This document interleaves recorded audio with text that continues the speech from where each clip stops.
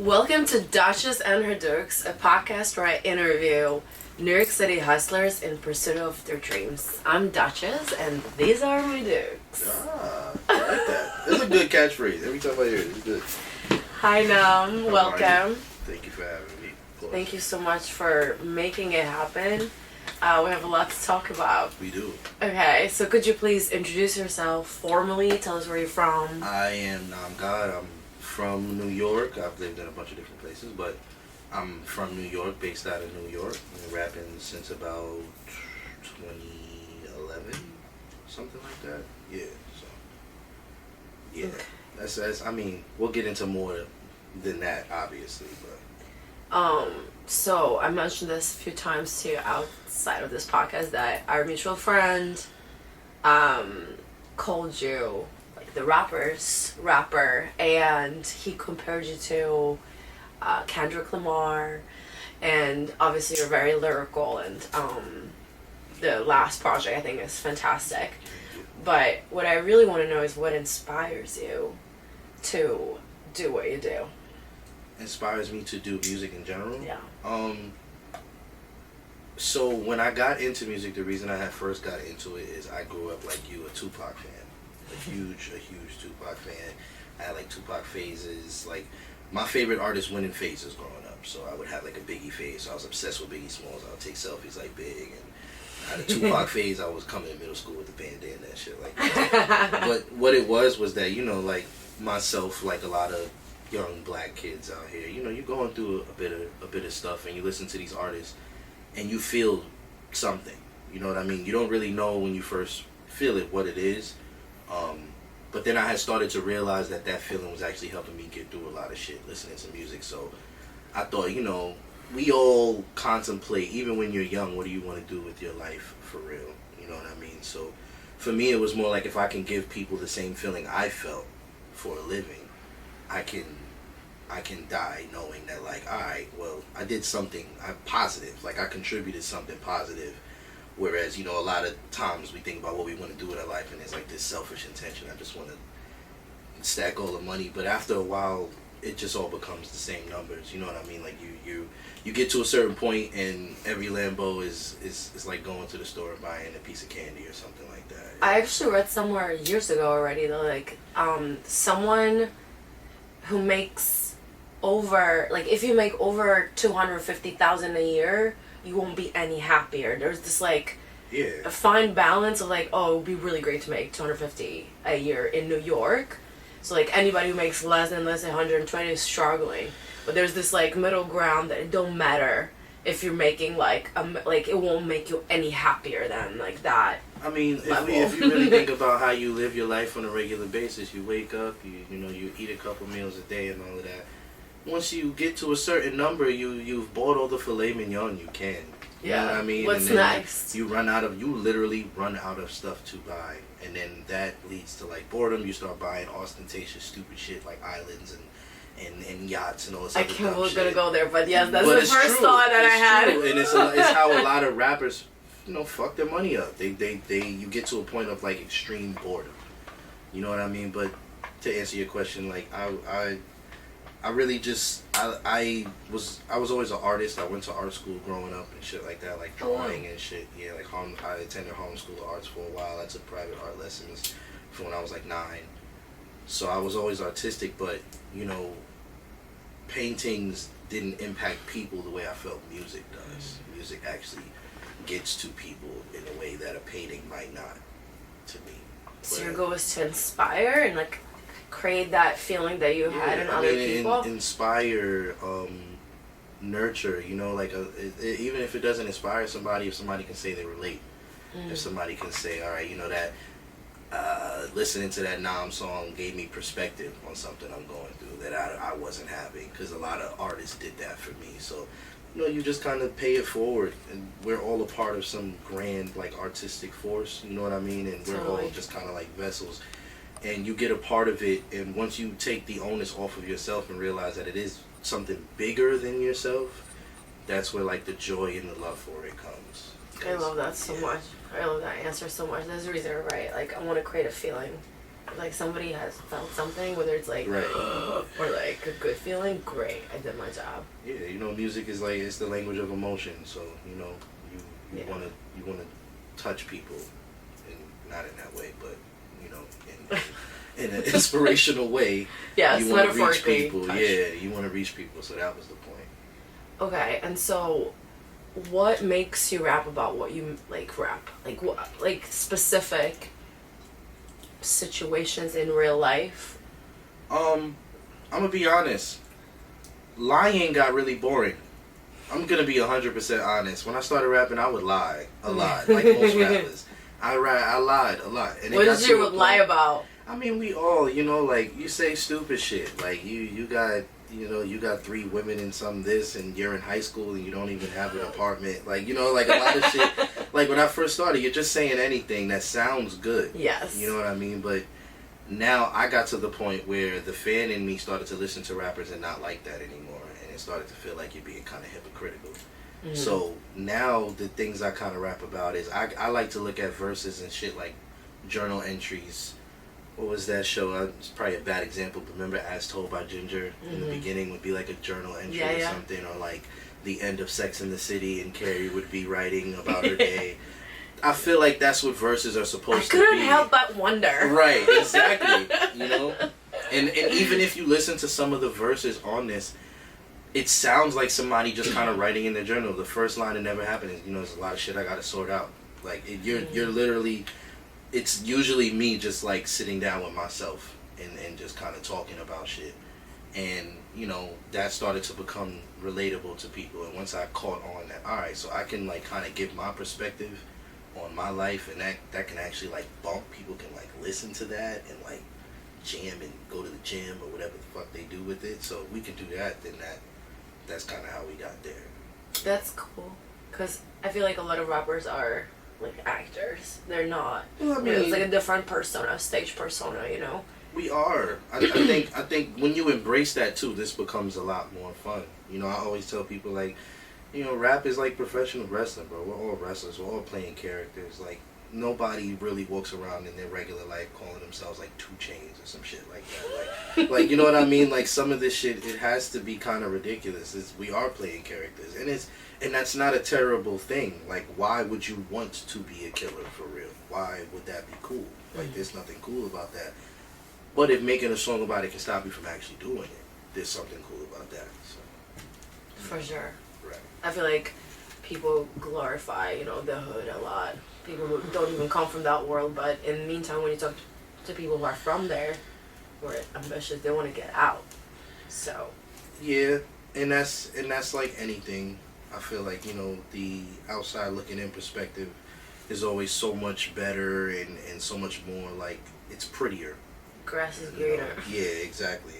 But yeah, so I basically was just at a point stylistically that, well, I always did come from a place of personal, like, I don't know what the right word is. It's like depth. God Save Us, despite a lot of these songs being like cool and, you know, like I'm just trying to sound dope, if you listen to it, I am kind of saying like some kind of like real shit on a lot of these verses, and I'm kind of like opening up about a lot of shit. But the album is kind of about the concept. God Save Us is like, you know, I took a break from making projects for a while. I had to go be a dad and shit. Congratulations. Thank you. And I was listening to music like everybody else, and nobody is being like authentic anymore. Everybody is playing, like you said, playing a character, but to the point where it's not as entertaining.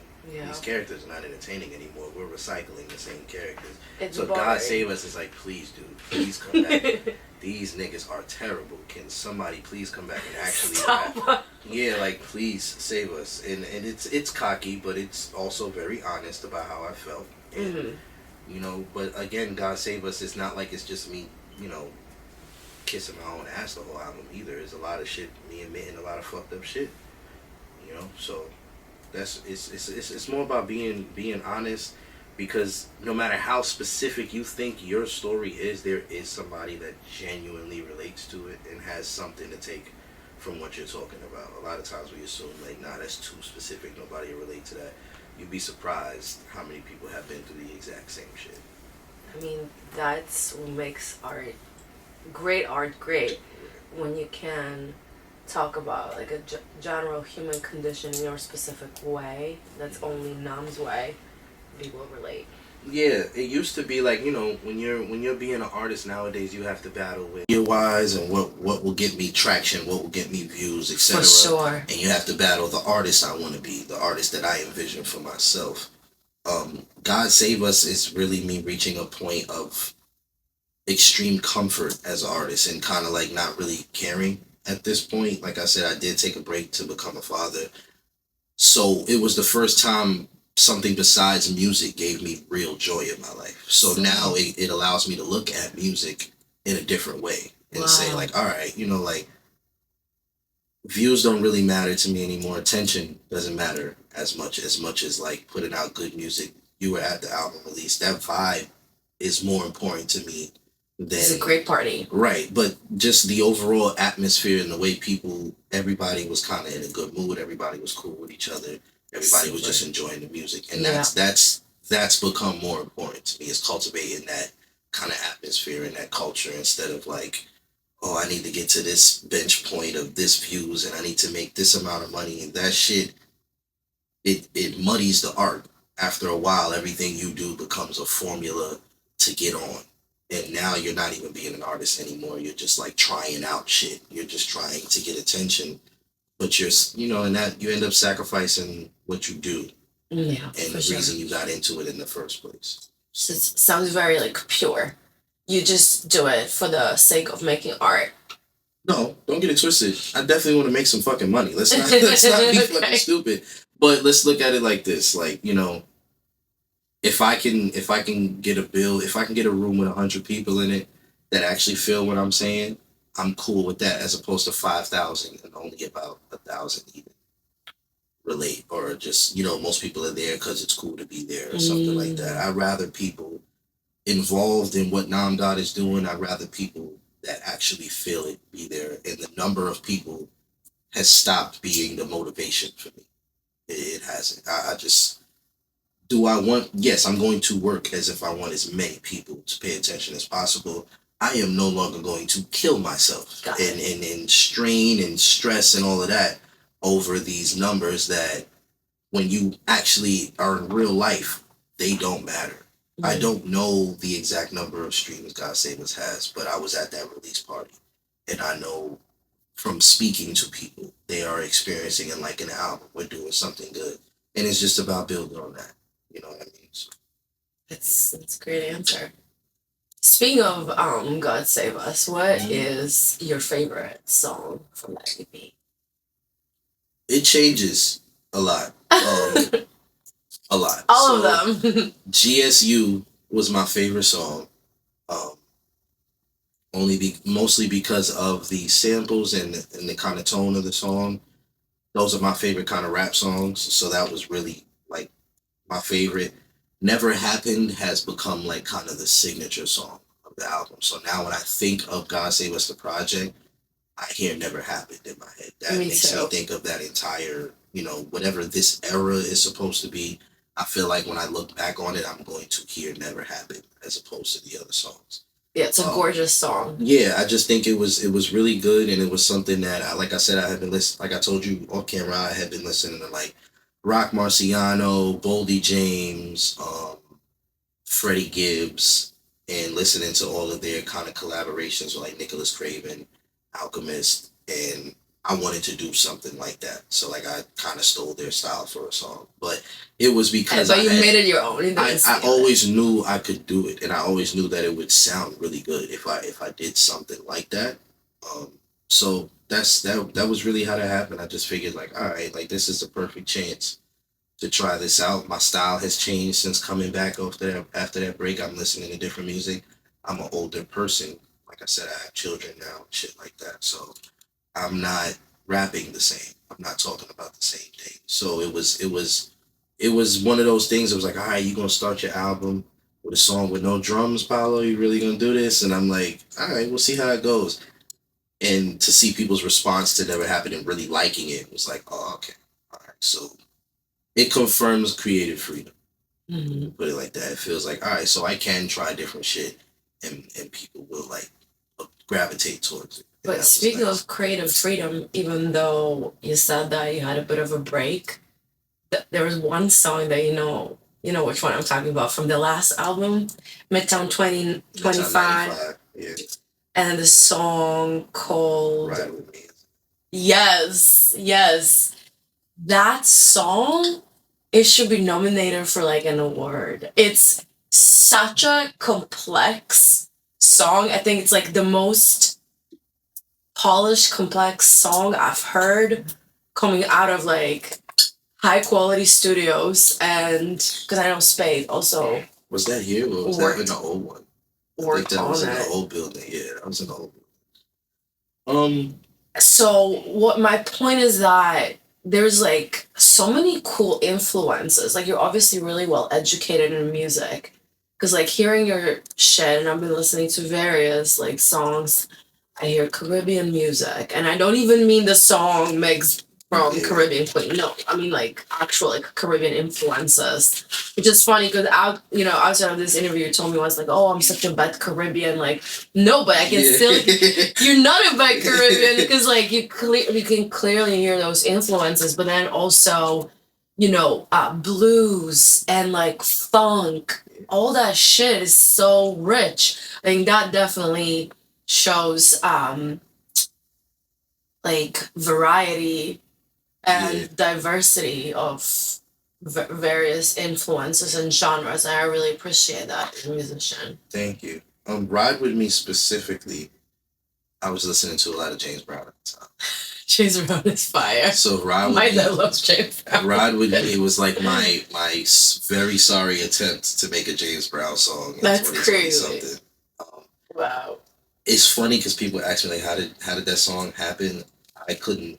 If I tried to re-record that song 1,000 times, I couldn't do it again. Like it was a very like it was me and Spade being very experimental that day. I remember us both being kind of like we had the sample and we got that loop. You know, The like this is guitar. the kind of song you'll hear at SNL. You know, they bring like bands on that SNL. was like the That's idea. That was the that's idea. literally of that something level different to like me. that. Yeah. But that's why like I was telling you on camera with Midtown 95 was I was trying to the whole album was me trying different things and me trying to make, these R&B or funk inspired, pop inspired, soul inspired songs because I felt like that I was capable of it. Spade actually had been telling me for a while, like you should sing more, like you can sing, you have a voice. And I'd be So like, nah, special. I can't do it. Even to this day, he's like, sing. Like even I wish like studio sessions, I frustrate the shit out of this man on a regular basis.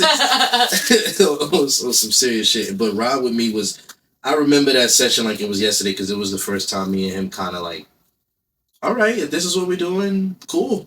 Whatever, yeah, fuck it. All right. And I was listening to a whole lot of James Brown. And I remember I was writing them verses thinking like, all right, what if you were James Brown for a song? Like, how would he have done this? And that was the whole point. But Ride with Me is it's a fun song. I couldn't tell you what genre that is, which is crazy to me because I don't know. I've been saying this for years. It's some funk in it. I feel like It's a lot of things to me. I think the world would absorb it when it does get the traction it deserves. I think it'll be taken as a pop song. huh.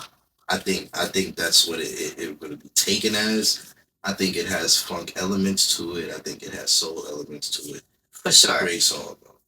Yeah, it's one of those songs that the reason I knew it was Ride with Me is, like I've been making music for a while, and you have a lot of songs people like, but Ride with Me is one of those that always comes back up. Everybody's like, yeah, I was going through your shit. That fucking Ride with Me song, Jesus Christ, and I'm like, it was really good. Yeah, I was listening to it with my dog on the roof, dancing to it very badly. But it's a good song. so okay, sessions are hard, but like, tell me about your creative process. Do you usually write in the notebook, like when something happens and inspires you, and then you come to the studio and record, or like you just hear the beat and then you start writing on the beat?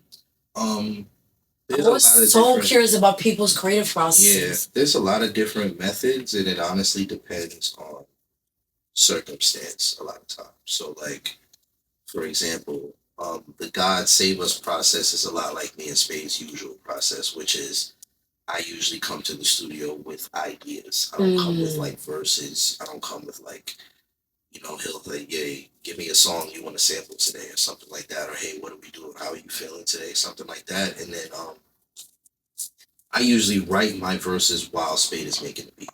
Oh shit. Yeah. So by the time he's done, I'm usually done writing the song. Since you're like mutually like creative process in Yeah. this way. You're both creating at the same time and then you Yeah, see what's gonna come I out. started out as a producer first. I was making beats. Oh, I didn't know that. Yeah. So I had Huh. not many people know that. I was making beats first. Because I'm like many people in my generation, I'm a Kanye disciple. I wanted to be Kanye West when I was young. So like I was taking art classes at Harlem School of Arts, like I mentioned. Um, I had an extra credit where I could take another class. They had a music production class. I'm like, all right, I can learn how to like make beats like Kanye and shit. And I Hell thought that yeah. was cool.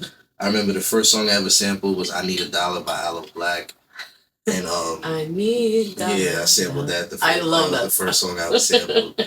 And then like I had started making beats. I was sending out beats to people, and they didn't like them. I'm gonna be honest. I was like, all right, if y'all don't like it, I'll start rapping on my own shit. And that's when I got the idea to start rapping.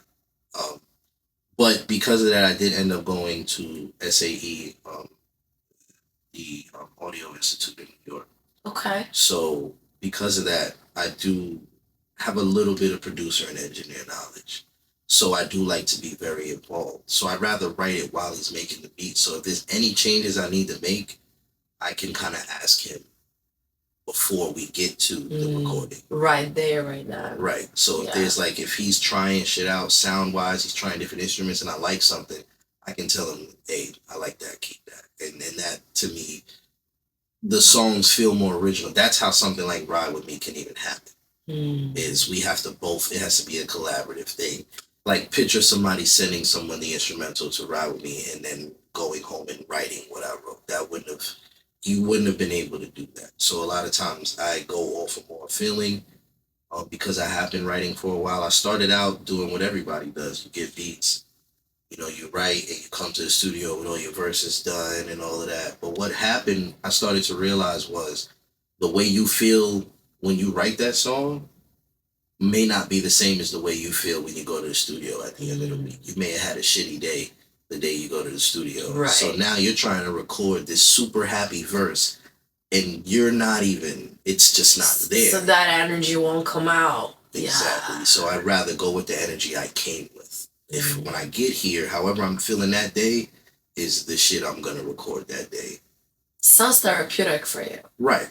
So. It has become that. But like I said, it varies. There were circumstances, like I said, I took a break and I was in Virginia and I do have an album coming out in September called Mr. Owens. And that's more about fatherhood and the transition and the whole process of being out there that whole time. I had to write those verses out there because I wasn't here. So I wrote that entire album out there. But that's a different circumstance. And a different project. Right. But that comes after years of doing it, like you said, coming with a notebook or coming with a notebook full of raps to the studio. And then after a while, you get tired. Like I said, I noticed the feeling thing. And then you start to get more time in the studio because that's really the concern for most artists. Studio time is not cheap. Of course. Right. So most people don't get 6 hours, 8 hours in the studio. And they have like 2 or 3. Right.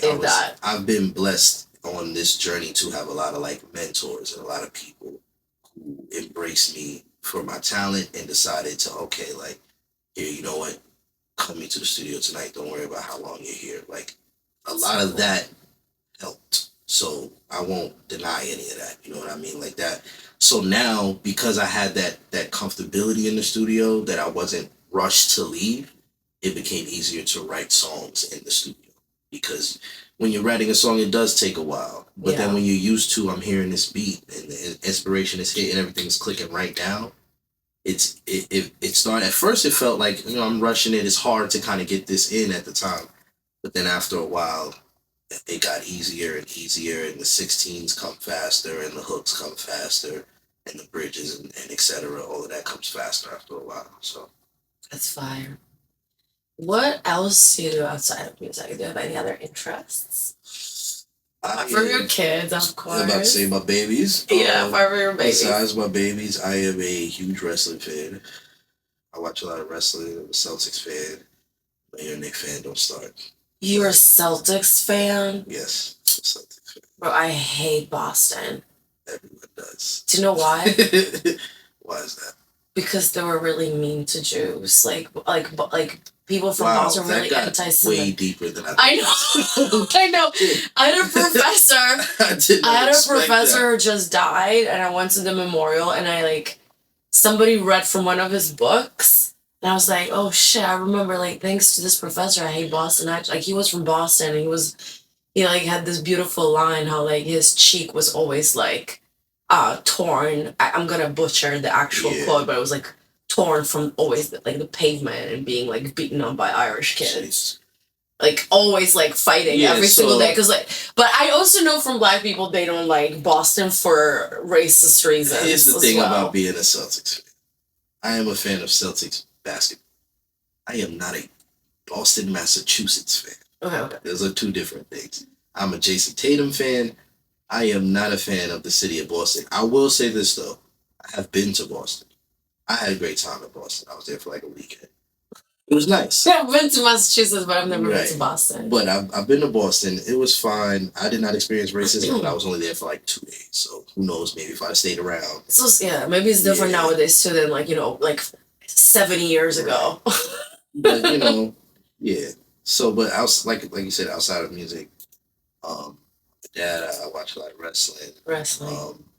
basketball, obviously. I'm a very simple man. It's not much outside of music, to be honest. What would you do if you weren't good at it? Good at music? Yeah. Um, How do you know you're good? that's actually the real question, because I was you asked me the question, I was in my head well, good is subjective. Some people might not think I'm that good. But if I wasn't good at music, I don't know. How does one know? Yeah, I Right? don't know. Because it's a matter of taste too. I don't, because before music I played basketball. I'm 5'9". That ends that discussion. And I think for what it's worth, I am a creative person. I would have found something that I was passionate about. Like writing? You write Maybe. poetry? I've always been You good do though. at This it. is the thing Yeah, though. I've always been good you at are it. a poet. Any good rapper is a poet in my opinion. Here's the thing. But not about every that. poet is a rapper. Here's the thing about that. If you ask a poet, a guy that just does poetry, if rappers are poets, they usually have some very condescending ass answer about it. If you ask a poet? Yeah, if you ask I don't think poets really consider most rappers poets. Especially nowadays. I do though. Fair I enough. teach writing. And I do as well. But personally, would I have done poetry? No. Truthfully, there's not much money in poetry. I mean, yeah. No, it's just for the sake I of- hate to say that. It's the truth. Absolutely. There's No, not that- it's a fact. it's arguably not that much money in music. But that's a different discussion. But poetry is something, like I said, maybe I'd have been good at, but I don't think I would have done full time. So you'll find another creative outlet. Or probably worked with animals or something. That's such a beautiful profession. I kind of realize that every time I go to the vet with my dog, I think about the vets who work there, vet technicians. It's such a beautiful thing to do every day, to just handle animals. It's very I don't know. Noble, I would sounds like I said, there would be some passion there. I care a little bit more about animals than people's. That would have been a little easier. yeah. Other than that, being a doctor, I guess. But no. What where did the name Nam come from? My middle name is Namir. People affectionately have been calling me my whole life. Nam God was a self-confidence thing. I considered, when I first thought of the name, it was we're playing characters like we said before. So what is my character? Like what is the superhero version of myself? What is it? I'm God. And that's where I came up with the name. And my first rap style was very out there and ostentatious and very like arrogant, and that was the point. Was this like super arrogant guy that people could relate to.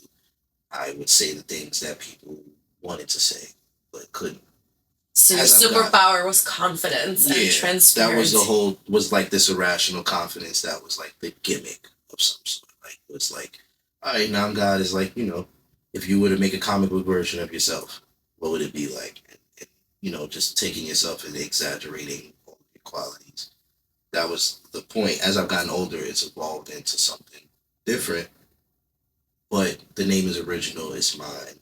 I've jumped off the name and back on it 1,000 times. But at this point in my life, that's who I am. That's what I'm calling. NAM GAWD. Don't put the in there. No God. Never the. It's just NAM GAWD. It's like a NAM GAWD. Picture it like a Digimon or a Pokemon or some shit. What, like, how would the meaning change if one said NAM GAWD? That would be super extra arrogant. Yeah, it seems it's a bit much. It's like, slow down. But, yeah, NAM GAWD itself is arrogant enough, basically. I have a question about success. So you mentioned that right now your perspective onto the whole music business has changed because all you care about is just like to do you. You don't care. Obviously, we all want to make money, but that's like almost a secondary priority. No, it is the priority. Oh, it is. I am coming to the studio and doing these things to make money. Okay. Right? You don't spend money to not make it. What I'm saying is the craft and the artistry that I apply to it does not change based on the numbers. Or based on like the trends. Exactly. Or algorithm. Exactly. Yeah. We are going to find a way to get my shit off, not find a way to make my shit fit, essentially. That's So how would you define success? Like, at one point, would you tell yourself, okay, yeah, I've done it, made it? I think once music becomes the primary source of income to the point where I get up every day and my job is my craft, I would consider that success personally. It's not a number value to me. It's about, all right, most of us artists do podcasting, music, and have a job on the side. Sure. Right? The goal is to not have to do any of that. And you wake up and go into the studio and make your next project. It's how you're going to make your money and it's how you're going to feed your kids. That's success to me. That's because if I'd have did that in any other profession, they would consider that success. If I was a doctor and I got to the point where I could pay for everything I needed to and I could live the life I wanted to off of my doctor's salary, I'm a successful doctor. For sure. I look at being a musician in the same light. If I'm able to fund my lifestyle and take care of everything I need to with my music alone, I'm a success in my mind. I mean, obviously the internet based success on a different metric every day, but that would make me successful to me. And a Grammy would be a nice touch, right? It would be nice. I mean, it's one of them things that they kind of, Grammys have kind of lost their luster. They used to, when I was first starting in music, I remember I used to have a Grammy as my wallpaper on my phone. Oh, is that right? Like, no, at one point I was obsessed with winning one of those things. But now it's kind of like, is your impact really even impacted by a Grammy? Does a Grammy put you in any different space? Do we look at artists different based on the Grammy nominations? If you're having I feel like Bad Bunny, but Bad Bunny makes great music. I think he makes great music, and I think he would have got respect for that, even if he was getting snubbed for Grammys every year. I just think there's a lot of people that, like, Big and Tupac have no Grammys, and they died without any Grammys. Right. You know what I mean? Are we going to now devalue them, and we're going to say, Flo Rida has a Grammy, and I never listened to Flo Rida in my life. I mean? Like, Macklemore has a fucking Grammy, and Tupac doesn't. Are we going to say that Macklemore has achieved more than Tupac Shakur? No, we're never going to say that. So it got to a point where I'm like, it's a nice touch. It's a beautiful touch. It's great. It's a great conversation speech when your fans are arguing, they can bring up the Grammys and act like it's championships in an NBA discussion or something. But I don't think it's not the end all be all for any artist. I don't think it really is. And as you can see, most of the artists that we put at like the forefront of music, they're kind of off the Grammys at this point. None of them even go anymore. That's true. So it's like, and plus, I mean, they get it wrong all the fucking time. Besides that, is like, I want a Grammy, but don't have me sitting there in a nomination with a bunch of fucking bumps. Wait, who would you consider a bum? I'm not going there in this interview. Oh my god. One example. No, I ain't gonna do that. Would you like to be seated next to Taylor Swift? Yeah, why not? I must be doing pretty well. If you're seated next to Taylor Swift, that's true. I gotta be doing pretty well to be seated next to Taylor Swift. I don't have anything against Taylor Swift. Do I listen to Taylor Swift? No. Hell no. But, It says the same. All the songs sound the same. I mean, Taylor Swift is Taylor Swift. You know what I mean? It's working so for who's somebody. a bum then? Who's a bum? I'm not doing that. One example. Okay, so who would you like to sit next to then? If you could pick. At the Grammys, truthfully, yeah. I would hope I have people with me. Your people. Yeah, I would hope I'm not sitting next to like artists that suck. Mm-hmm. But I don't really know. If I'm to be 100% honest, when I look at hip hop right now and I look at like just celebrity culture, none of these people seem like good people or like great friends to have. You know what I mean? Like, so it's like I've never been like enthused, like, oh, when I get famous, I want to meet this person. It's like, who cares? Yeah, I mean, if I do, it's cool. Like, there's some people that I met that I fanned out a little bit, but that doesn't mean I'm like, oh my god, I need to sit next to this person. I mean, shit, if I'm at the Grammys, it's a long ass fucking show. You better be with someone you can I can talk to or something like that. Somebody that snuck a bottle in here or some shit like that. I do not want to. If I'm sitting next to Taylor Swift, I hope she's like in a good mood that night. I hope it's not like awkward. So you know what I mean? Like I'd rather just be there with people I know or something like that. If I even go to one of them shits. God willing, I even get nominated. Who knows if I'll even have the time to go? Because I do feel like we're in an era where artists are very busy. Yeah. I think because they get to schedule their own shit nowadays. So, yeah. I do think a lot of artists probably miss the Grammys because they just can't go. And they're just like, anywhere. I could go sit there and lose an award or I could go make some money. It's like... That actually brings me to my next question that I have for you, which is like, how do you manage your time? Because you have 2 babies and you're working and then the music stuff. Like, how do you make it happen? I don't fucking know. To be honest with you. I have no idea. Like sleep deprivation for young parents is real, isn't it? Yes. How do you not get depressed from the lack of sleep? You have to revel in the fact that it's temporary. You have to be honest about that with yourself. And say, like, you can be mad all you want, but these kids don't know what the fuck is going on either.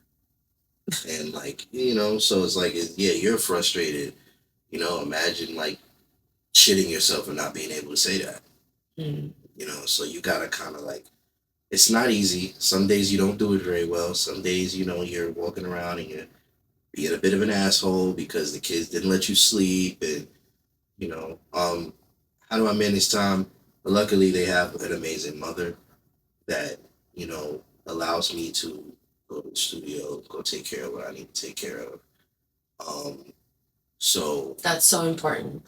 Yeah, and so I think that again, being able to come here and write the songs makes it easier instead of having to try to find time to write in between, changing diapers. No point and try to squeeze that in. Gotcha. Inspiration has to come, and it's like you finally get to a part where you're doing well, and then your daughter starts fucking hysterically crying out of nowhere, and that shit throws you all the way off.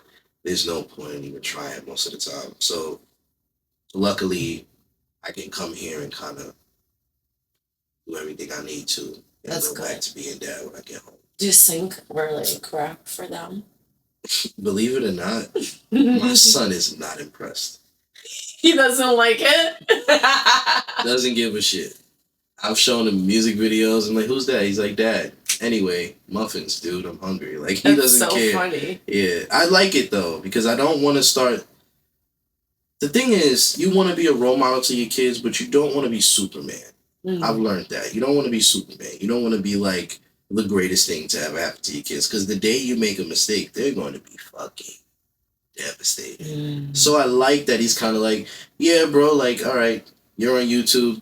So is Bluey and Blippi. I don't give a shit. It's like, you know what I mean? Like, yeah, and you know, but he is musically inclined, which is nice, you know. And the cool thing is, I never had to teach him rhythm. He kind of was born with rhythm, so that was What's that nice. song that he loves listening to, like very early in the morning? This like house song.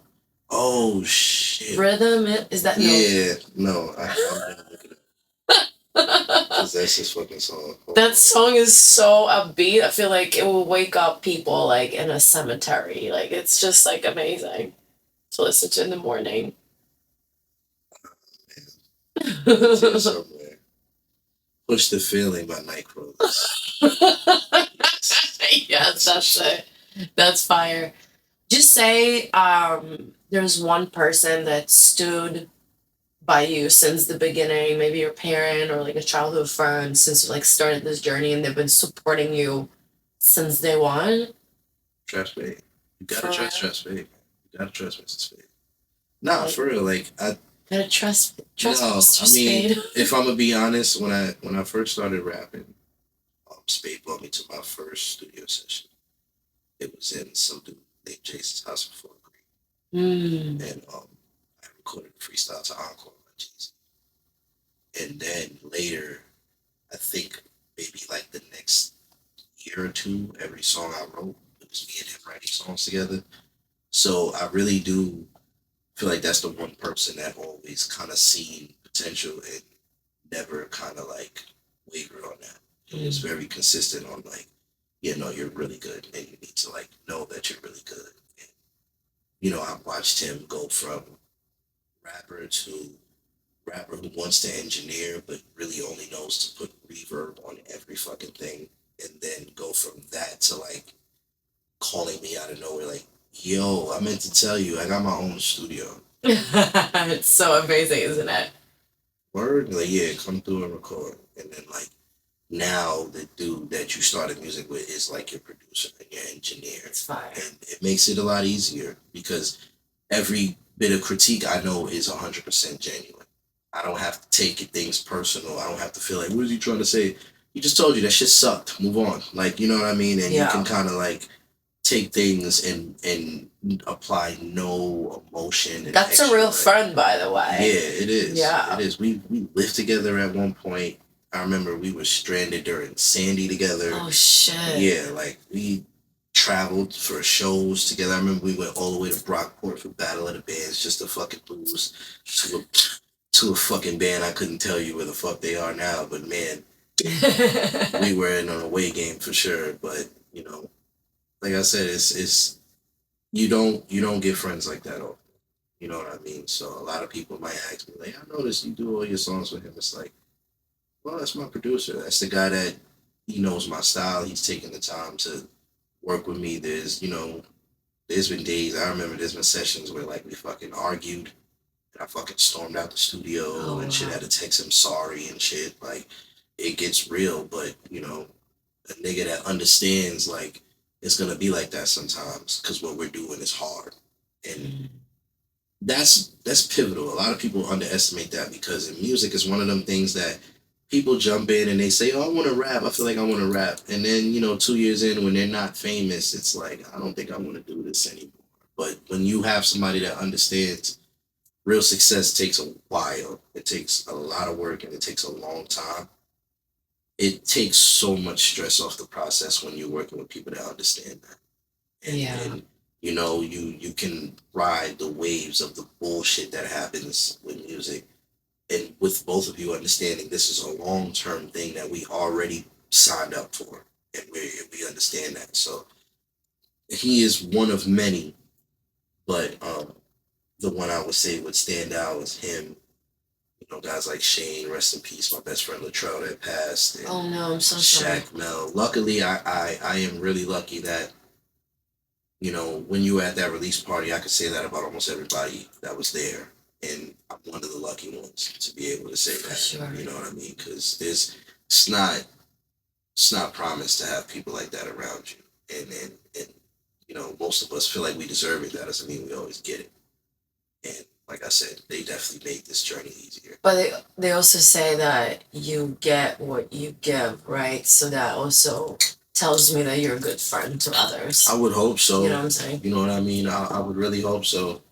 Um, it's funny. I have a song on the album coming out in September about that and moving away and how the guilt of being like, you know, I can't be the friend I used to be because I now have to be dad and I have to be these other things and that shit.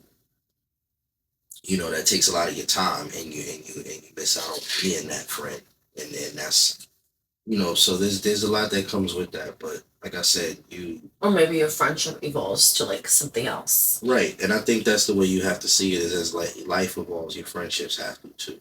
You have to become more understanding of transitions and things people are going through and things of that nature. Okay, just a couple of questions left. One of which is, what would you tell younger people about being their like most authentic selves? Um, Because I think it boils down to the conversation we had at the beginning. Like people are like trying to make music that's already like mimicking each right. other, and there's nothing original about it. And like, yeah, it's boring for the listeners too. So how would you? I would tell them, especially now, you're in the best time ever to be original. You know, labels don't run what we do anymore. We're not in a place where a lot of people say like the industry is controlled by this, that, and the third. Yeah, I hear you, but if it was, people like NBA YoungBoy wouldn't be doing the numbers they're doing. If it was really controlled by the people you think that are controlling it, we are in a space now where, you know, we grew up in an era where Little B was like the hottest thing in the world at one point. Yeah, I like as remember. far as rap. Yeah. You know what I mean? But you know, maybe in a decade, 2 decades before him, he wouldn't have survived in the climate that music was in. Right. You know what I mean? So I think thanks to streaming and the SoundCloud right, or whatnot. internet, streaming, just social media in general, having an Instagram puts you ahead of every rapper in the 90s. Or TikTok. Right. Even a TikTok, it puts you ahead of so many people. So I think that we really are in an era where you can build a genuine fan base off of being yourself. We're not in that era where you have to fit in.